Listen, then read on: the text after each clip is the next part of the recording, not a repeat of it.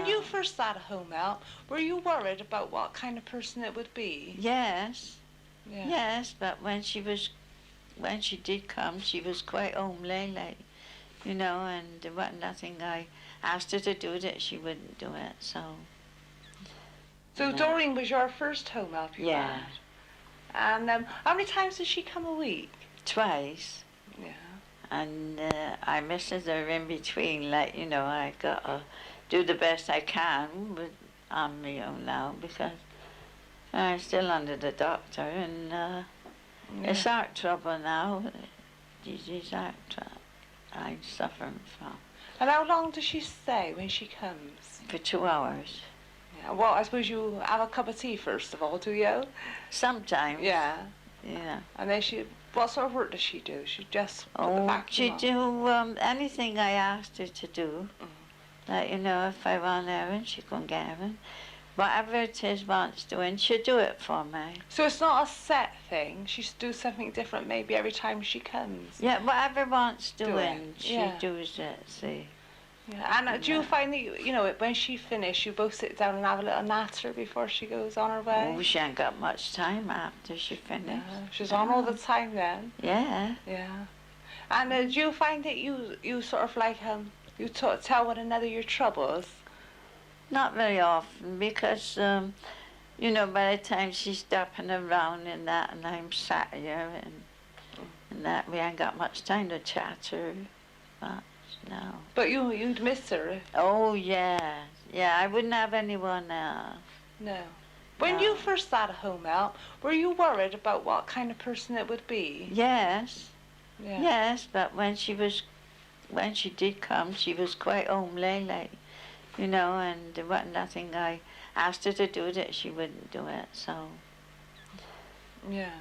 And what would you say to anybody else who maybe would like to have a home help, but they're a bit worried about having strange people into their house? Well, I should tell them. I say, well, I got one, and I wouldn't be without her. Yeah. And whatever other people thinks or says, it must be the person herself, like, you know, because they can't do impossibilities, can they? No. Good evening. In the studio tonight we have with us Gladys Andrews and Doreen Marshall, and they are both home helps, and tonight they're going to tell us something about their work. Gladys, maybe you could start by telling us what exactly is a home help. Well, a home help is someone who gives a service to not only old people, to young people, someone who's ill, anyone like that. Maternity cases, if the mother goes into hospital to have her baby, then or come home and she can't cope, then we can go there to look after the other children. Or for the elderly people who can't move about, can't do their floors, can't do their shopping, or work like that. And Doreen, how do you sort of go about getting a home help? Well, usually you get it through a doctor. If a doctor sees you're ill or you can't go out, then he'll ask the patient if she will have one, because there's a lot of people won't. Yeah. I don't know what it is. You know, you hear people say, I wouldn't have home help in my house. Well, let's hope they're never in ill health to have one. But apart from that, once they got us, they wouldn't be without us. But that's how they usually get one. Well, I think what it is a stranger coming into your house, and of course they do the work, and if sometimes you've got to go to their drawers and cupboards, and their private life seems to go when they got somebody else taking over the housework and go into their drawers to get dusters in their cupboards and things like that. I think that's the majority why they don't like the home helps coming, or women coming into their house. Yeah. Well, I suppose as well, especially a woman who probably all her life have been proud of her home and doing her work, and then she sort of like something happens and she can't do it as well as she used to, so she's got to call on outside help, and it's against their pride in one way, isn't it, really? Well, they must they must see it that we're not coming to their house to take over. We've come to help them. Yeah. Any little thing that they can't do, we can do for them. It's the same with the maternity cases. We can take care of their children, take them to school if they're young, cook their dinner, do the washing. Yeah. While mum's in bed, then we can look after, and father got no care, then he can go off to work and he's all right. Have you got to have any qualifications? Have you got to have O levels or anything like this to do this No. work? Do you have any No. sort of training for it then, Doreen? Well, you do go to school for a week, and they learn you about diets and how to bath anybody in bed, give them a bed bath. They show you how to lift the invalid so you don't strain yourself. But apart from that, it's a jack of all trades. It's wallpapering and carpet laying, Yeah. chimney sweeping. You've actually cleaned a chimney as Yeah. well, have you? Yeah. How did that come about? Well, all the soot was falling down one day, and I got hold of a brush and pushed them up, and got most of it down so that she could carry on with her fire till she got a sweep in. Because sometimes it takes about a fortnight to come. But is it like a lot of heavy work that you do?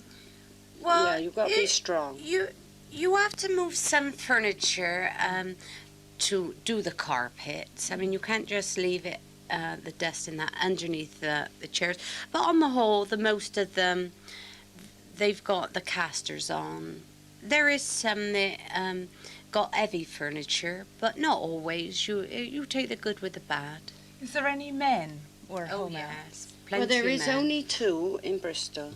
Yeah. Or when I started 5.5 years ago, there was only 2 men home helps. And they asked us if we knew of any other man that would like a job, as they needed more men. In certain cases, they got to have a man in the house, right? Why do you think men don't volunteer for this sort of work? Do you think maybe that they don't realise that they could do it? No, a man, if he's able to do this work, usually men don't like housework, not as well as a woman. If a man can do this work, he's just as well to go into a hospital where he can do the same kind of work we're doing, not housework, seeing to the patients, and then the majority of this work is mornings for the ladies. There is some that work all day, but then a man don't want a job 9 to 4. He wants a full-time job, and probably they go into the hospitals. When you go into particularly elderly people's homes and they can't get out to the shops, so therefore I presume that you do the shopping, how are they managing still with the decimal? Are they still finding it difficult to understand? Yeah, they do, but they trust you. They do. They trust If you. you can go to certain houses and they say, well, how much is that in the shillings and pence? And, well, you try and work it out as much. Say, well, there isn't shillings and pence now, it's decimals. But you can generally work it out to them if they're, they're getting on in with the age. tiddlers? Because this is what they all call the half pence, isn't it? Tiddlers. What? Well, I think when it first came out, you said a 2 pence is on the average of about 5pence, and half a pence is about 1 pence. If you told them that in the beginning, then they sort of know. But gradually, the majority of them have got it now that they've worked it out Well, what in the about when decimal. you go to the shop, especially for someone who can't get to the shops again, and you go to the shop and you do the shopping for them, and you come back and you got quite a shock because everything has gone up, because it seems as though everything's going up all the time. Do they understand? No, it's natural. Yeah. In fact, I got a lady, she'll buy half a dozen things at a time because she says the next time you goes over, it'll all be gone up. Oh, so But they they all just understand. accept They it. accept it, Yeah. yeah. Yeah. So when you're going around and doing your work, where do you all start from? Because you must have a key point that you go to in the morning. Do you go to a clinic for no, we orders? don't go anywhere in the morning. We start from our own and go You know to where the you first gotta go patient. to. You knows your patients. You have, if say a certain lady's gone into hospital, then you have a letter come through the post to say where to go. If the post is late and you don't have a letter, then you phone up to Metropolitan House, to your organizer, and then she'll give you another house. Otherwise, you've got all your patients that you go to on certain days, because you don't go to the same person perhaps every day. You may be. I go to one at 8:30 every morning to light the fire. But you don't, if you got one, say Monday, Wednesday and Friday, well, you know which houses you've got to go to then. Do you do a lot of walking, or do you bus from place It to place? is, well, A lot of walking. if you're on a bus route, you can catch the bus. But if you're around the next road or a bus is impossible, you do walk. It is a lot of walking, and it can be feet aching. There's a lot of people, you know, that go without home health. They should have one. I mean, I go to a lady now. She's upstairs in upstairs flat, and the lady underneath can't get out. But the woman that usually, her neighbour, I think it is, usually gets her pension. She fell ill, and she asked me if I'd get it. Well, now there's a case where she should have home health, but I said to her about it, and she said, no, I don't want no. If you would just get my pension for me, she said. It was no trouble. I was going down the same way, the same post office thing. And when you sort of come home away from your work, do you find that you still worry about them? Do you ever come home and talk it over with your husband and think, well, I don't know, I wonder if Mrs. So-and-so is all right? Do you ever feel the need that you must go back to Well, make you're sure? bound to think of them, because otherwise you'd have to be very hard. Well, When you were telling me, Doreen, about a case where you and your husband went back to a lady, well, I think, and her husband as well, Yeah, they were ill. both ill in bed, and she had a nurse come in, but this nurse would only come every other night. So this particular day, the nurse had left, and the old lady, she was 91, and he was 92, and they were both ill in bed, and she was very worried about staying there the night on her own. Yeah. And she was, well, I could see she was anxious like.